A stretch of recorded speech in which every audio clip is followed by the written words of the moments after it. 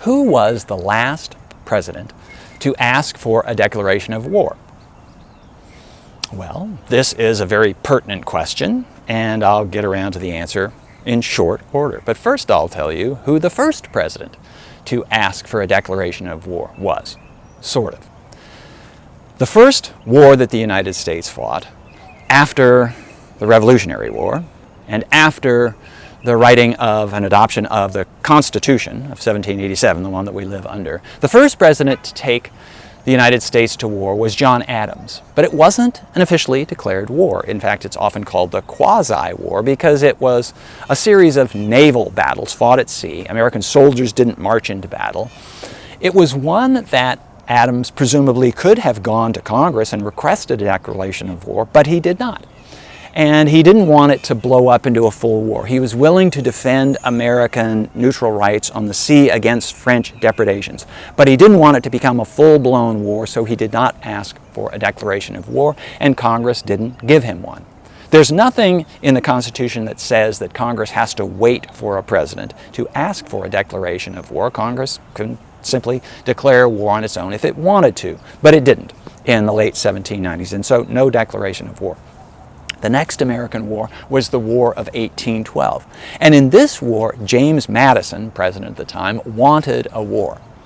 But James Madison was the principal author of the Constitution, and he understood very well that the Constitution gives Congress, not the president, the power to and the responsibility to declare war. And so what Madison did was he sent a message to Congress in which he laid out the case for a war against Britain. He laid out American grievances against Britain, but did not formally ask for a declaration of war because he thought that might be overstepping presidential bounds.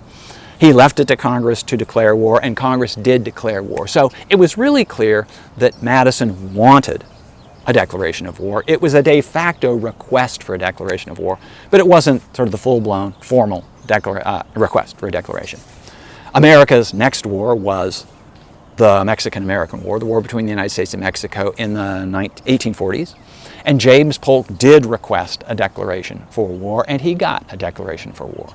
America's next war was the Civil War, but Abraham Lincoln, the president, did not actually consider it a war because to consider it a war would require acknowledging the independence of the Confederacy, which was the whole point for fighting the war from Lincoln's side. So no request for a declaration of war, no declaration of war.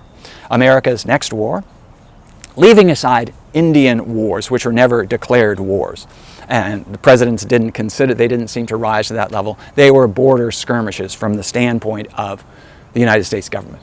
America's next war was the Spanish-American War of the 1890s. William McKinley asked for a declaration of war, got a declaration of war. In World War I, Woodrow Wilson asked for a declaration of war, got a declaration of war. In World War II, Franklin Roosevelt, following the Japanese attack on Pearl Harbor, asked for a declaration of war, got a declaration of war. And that's it. That's the last time. Franklin Roosevelt was the last president to ask for a declaration of war, and the beginning of World War II for the United States was the last time Congress declared a war. Now, there have been American wars since then. There was a war in Korea, there was a war in Vietnam, there was a war in the Persian Gulf, there were wars in Iraq and Afghanistan, these last in the 21st century. But in none of those cases did presidents ask for a declaration of war. In none of those cases did Congress insist on a declaration of war as authorization for the president to send American troops into battle. So it raises the question, why? Why did presidents not ask for a declaration of war? Why did Congress not insist on declaring war before sending troops into battle? And the answer is, well, it's a combination of things. In the case of the Korean War, by this time, the world had entered the nuclear age. And there was a concern that in the nuclear age, wars might come almost with no notice, and wars might begin and be fought and maybe even end within a matter of hours.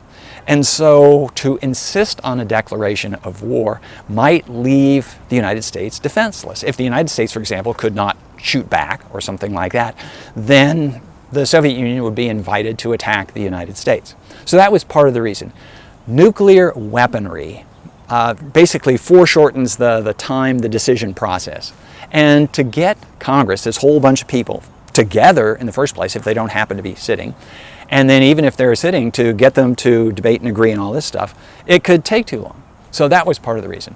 Another part of the reason was, in the case of the Korean War, the United States went to war in Korea with the authorization of the United Nations. The United Nations was this body, successor to the League of Nations of the interwar period between World War I and World War II.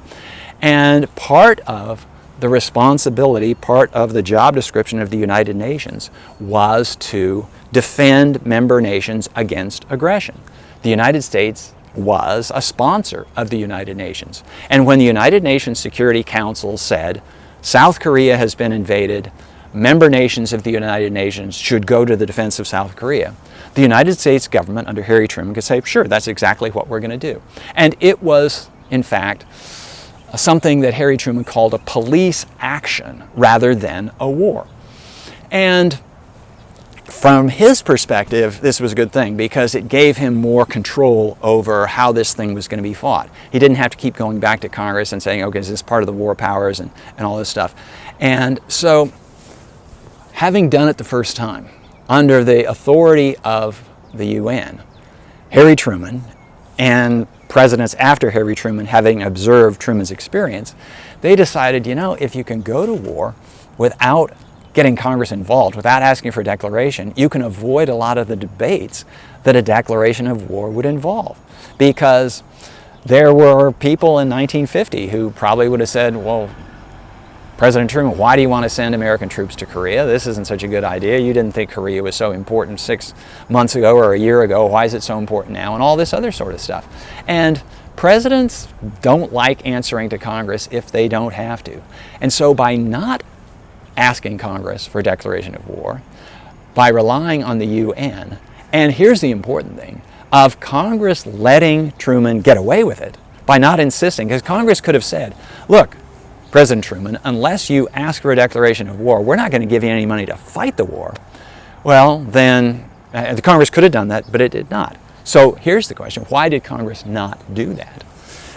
That's because what Congress discovered, and what Truman discovered sort of after the fact, is once American troops are engaged, and especially once American troops have been bloodied and been killed, then it's really hard for anybody in the American government, especially in Congress, to say, no, we're pulling the plug on that. That we're not going to vote the money to allow our troops to defend themselves, because this is exactly the way it's going to be spun by the president. So Congress realized that if the president puts American troops in battle, and the presidents realize it too, if the president can put troops in battle, and if the battle can begin, then it's really hard. It's almost politically impossible for Congress to pull the plug and say, you can't do that. So this was the precedent that was established with the Korean War in 1950, when Harry Truman did not ask for a declaration of war. When first John Kennedy and then Lyndon Johnson sent American troops into battle in Vietnam, neither one asked Congress for a declaration of war, for the same kind of reason. They liked the idea of being able to run this war on their own terms. Now there was something else. There was something else involved here, and that is, before the Cold War, the United States usually didn't have the troops available to fight a war without special large appropriations from Congress.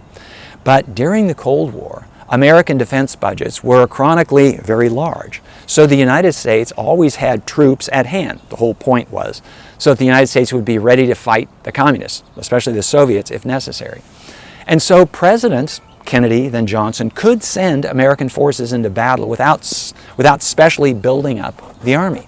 And so Kennedy and Johnson decided we're going to wage the war in Vietnam without asking for a declaration. Johnson had particular reason because Johnson didn't want Congress to get distracted from his domestic reform program, starting with civil rights, but also including reforms to welfare system, to education, to the environment, to all sorts of other things. Johnson put a first priority on domestic reforms and a second priority on foreign affairs. And he realized that if he went to Congress and asked for a declaration of war, then all of a sudden a debate would begin and Congress would be distracted from his domestic program. So by the time the Persian Gulf War of 1991 came along, the idea that presidents should ask for a declaration of war was almost forgotten. And the elder George Bush didn't ask for a declaration of war, nor did his son, George W. Bush, ask for declarations of war in 2001 and 2003 when he sent American troops into Afghanistan and Iraq. So I guess the question arises now, will presidents ever ask for a declaration of war in the future? I suppose that's a question for another day.